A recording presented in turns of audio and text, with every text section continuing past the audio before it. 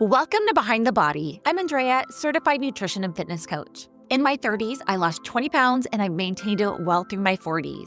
Every week here, we talk about what's really happening with perimenopause and weight gain, what to do about it, and the brutal but beautiful truth about this stage of life. Whether you're just starting or tired of starting over, you are in the right place and I'm so happy you're here. Let's dive in. Hello, friends. Welcome to episode 3 of Behind the Body. If you have been with me since episode 1, which is just last week, welcome back and thank you so much for your support. And if you're new here, welcome to the Behind the Body community. I am so glad you are here. I want to start by sharing that I had just the most amazing little treat on this rainy Friday morning in San Diego, which was a pumpkin spice latte. Now, I know that may not be exciting to most people, but I love pumpkin everything. And the latte from Starbucks, in my opinion, is the best. But I only save it for 1 or 2 times a season because that thing without whipped cream is 400 calories, which is wild. That's literally about 20% of my daily calories, but it was so good and totally worth it.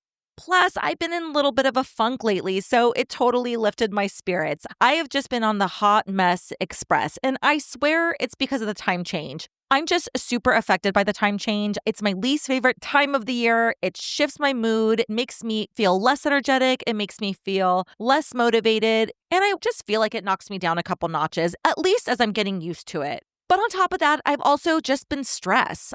I've been dealing with a medical issue that I'll need another surgery for in a few weeks. And as a result of that, I haven't hardly been able to exercise at all. And so I get stressed about gaining weight and losing muscle. And then on top of that, I've just been neck deep in work. I've been hosting friends that have been in town, planning for the holidays and all the things. I'm no different. Everybody, we all have our stressors. We all have it piled on. And I feel like especially at this time of year, there's so much to celebrate. I freaking love the holidays and I love seeing my family and I love all the social events. But, it's just a lot. And not to mention all the perimenopausal symptoms that come and go without notice. I'm going to start my period and combine all these things together. And I've found myself waking up every single night around 2 or 3 a.m., which in turn stresses me out because I'm not sleeping and the stress keeps me up. This is like, you can't make this up, but okay. This is not my therapy session, I know this, but it did get me thinking about the impact of all of the stress and the lack of sleep and lack of exercise on my body. I recently saw my primary care and I was telling her about my 3 a.m. sleep spiral and she prescribed me progesterone. I was so curious to understand what it was and why it would help me and what's going on with my body. So I wanted to share what I learned because I feel like so many of us women in our 40s and 50s experience the same thing. And we A, either think it's normal or because we're aging, or B, we think it's out of our control, or C, hopefully we go seek a physician or an expert to help guide us to feel better. So basically, I've been focusing on these 3 non-food or exercise related factors that could really have a huge impact on our well-being that could also result in weight gain. And I want to share those with you. So there are 3 factors. The first factor is the 3 a.m. sleep spiral.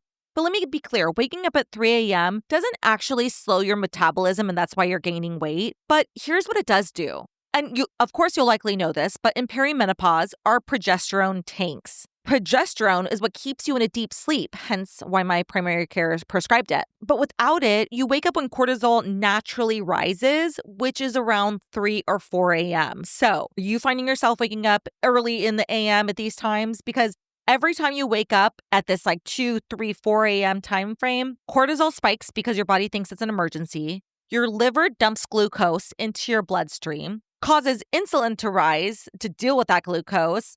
But at 3 a.m., you're naturally more insulin resistant. So then that glucose gets stored as fat, particularly around your stomach. And in addition to that, in case that's not enough for you, studies show that when sleep disruption increases ghrelin, which is your hunger hormone, and I always think of ghrelin like a gremlin, like a hungry gremlin, by up to 28%. So sleep disruption increases ghrelin by up to 28% and decreases leptin, which is your fullness hormone, by up to 18% the next day. So if you find yourself so extra hungry and wanting to eat everything in sight the day after you sleep poorly, it's because your hormones are screaming for energy. Okay, the second factor, muscle loss. This one does actually slow your metabolism directly and measurably. Because after 40, we lose an estimate of 3 to 8% of muscle mass per decade due to something called sarcopenia, which is age-related muscle loss. And here's the math for you. Each pound of muscle burns 6 to 10 calories a day at rest. If you lose 5 pounds of muscle, you're burning 30 to 50 fewer calories a day. Now, that might not seem like a lot, but that's almost 11,000 to 18,000 calories per year, which equals 3 to 5 pounds of fat gain per year by doing literally nothing different. But here's what's worse. Studies show that when you diet without strength training, up to 25% of your weight loss is muscle. So you're literally dieting your metabolism slower. And I saw this directly on my DEXA body fat scan, which is something that I do usually twice a year. I lost 4 pounds of muscle in 8 months while doing a ton of cardio. I was doing a ton of Stairmaster and running and just HIIT workouts and not focusing on strength training. And then those numbers put up red flags all over my brain. And I thought, absolutely not on my watch will I be losing this much muscle when it's already hard enough to gain it and keep it at this age. So I started strength training 4 times a week. And thankfully, I gained it all back and then some eventually. And just by gaining it back, my metabolism increased by about 200 calories a day. I mean, that's real measurable metabolic change. And I don't know about you, but I will take an extra 200 calories a day. I mean, how much muscle do I need to put on to be able to have a pumpkin spice latte every single day? That's the math I need to do. Okay, factor number 3 is the stress response. And I feel like this holiday season is just like the perfect time to talk about stress. This and tax season, I feel like, are the 2 peak stress times for me. But chronic stress doesn't technically slow your metabolism, but it does 3 things that guarantees weight gain. The first is that it reduces your thyroid function. So chronic cortisol suppresses your TSH, which is your thyroid stimulating hormone, and it reduces your T4 to T3 conversion. And all this to say that it can cause hypothyroid symptoms, which can slow your metabolism by 10 to 15%. And I know this well because I was diagnosed with hypothyroid last year in May. And so I've experienced what it's like to have your metabolism so slow where you can't lose weight, you can't figure out how to eat or exercise or reduce stress or any of this in order to manage your weight. And a lot of you may have hypothyroid as well and can understand exactly what that's like. But the second part about chronic stress is that it kills your NEAT. And this is non-exercise activity thermogenesis. Think of this as like all of your unconscious movements, like bouncing your leg or tapping your foot. Under chronic stress, you fidget less, you move less, and you even blink less. And this all combined can reduce daily calorie burn by 200 to 400 calories. And chronic stress can also preferentially store belly fat because cortisol increases what we call lipoprotein lipase in abdominal fat cells, literally directing your body to store fat there first. I mean, our midsections cannot get a break in midlife, I swear. Usually we prioritize food and exercise when we want to lose weight or we want to manage our weight.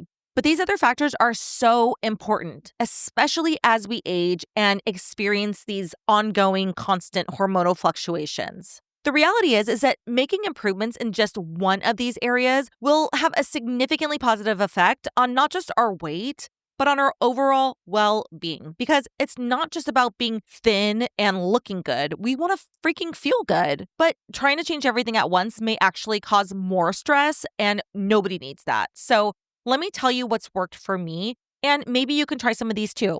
Because oftentimes, understanding the real mechanisms and what's working for somebody else helps you fix the actual problems. Okay, so let's talk about the sleep-insulin connection.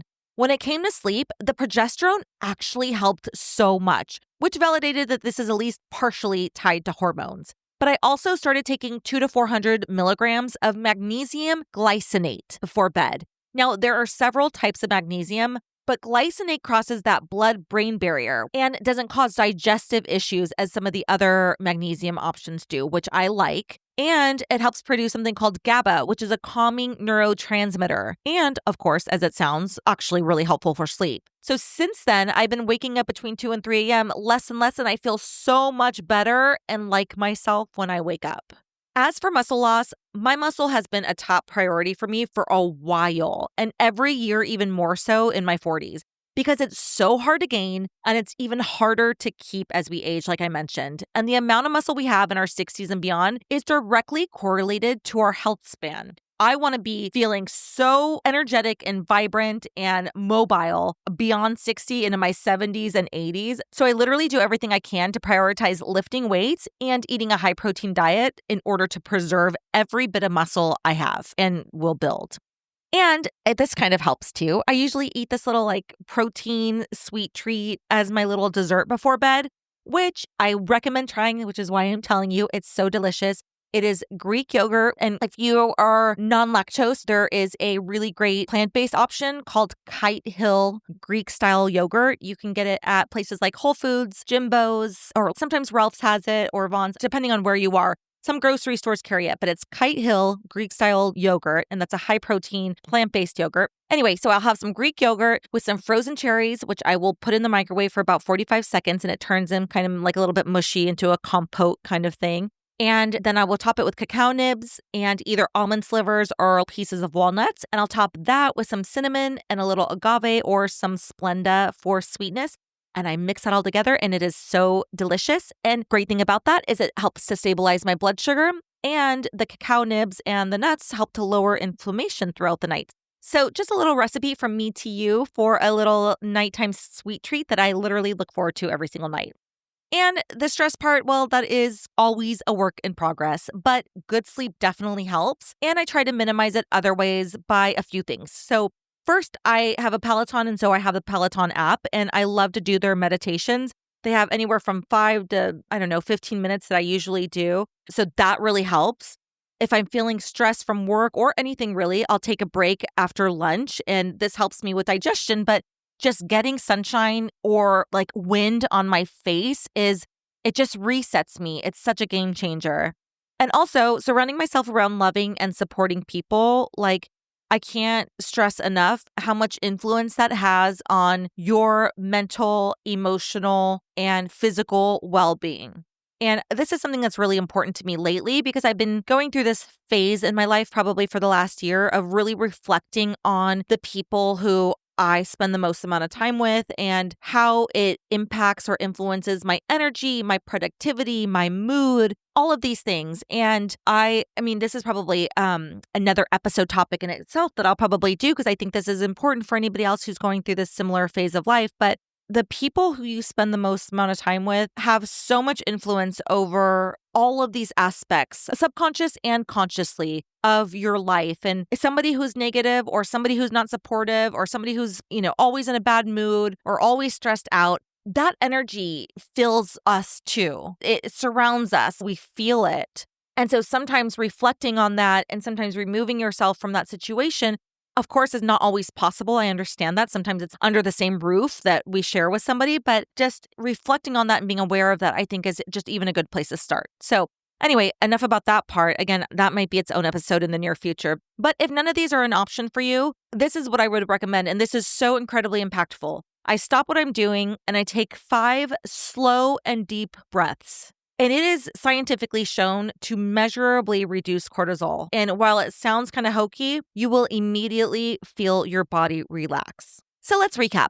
Here's what's happening to our bodies in our 40s. Number 1, sleep disruption causes insulin resistance and fat storage, which is not technically a metabolic slowdown. Muscle loss directly slows metabolism, and this is measurable and reversible.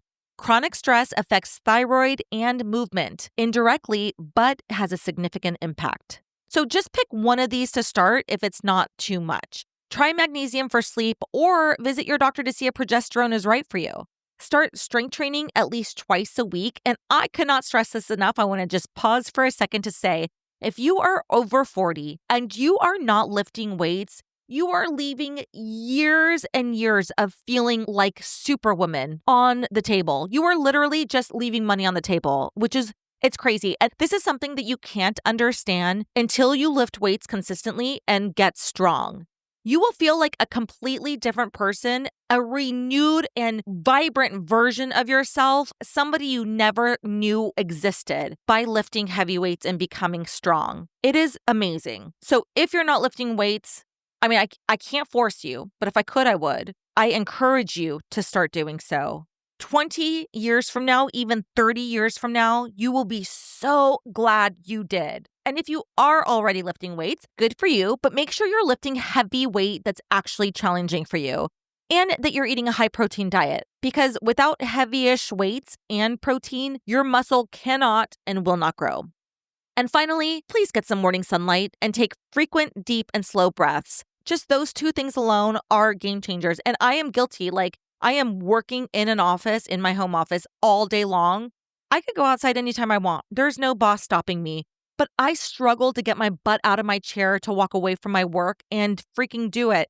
And every time I get outside for some fresh air or sunlight or take these deep breaths, I think to myself, why don't I do that more often? What is wrong with me? It feels amazing. So this is my encouragement to all of us to start taking care of ourselves in this way. So I'm going to pivot real quick and say, if you're struggling to lose weight or to keep it off, take my free metabolism quiz. It's called What's My Metabolism Type? It's only 2 minutes, but I created it exactly for women like us to help us diagnose what's holding our weight loss back or stagnating our progress, and to provide you a customized plan to identify these habits that are stagnating our progress and give you tactical actions to start making progress again. Because let's be honest, we're in our 40s and so many of us women think that this is just how it is. This is how we're supposed to feel. We're supposed to feel exhausted. We're supposed to feel stressed. We're supposed to feel over it. We're just supposed to feel this because the demand on our time, the demand on our schedule, the demand on us is so high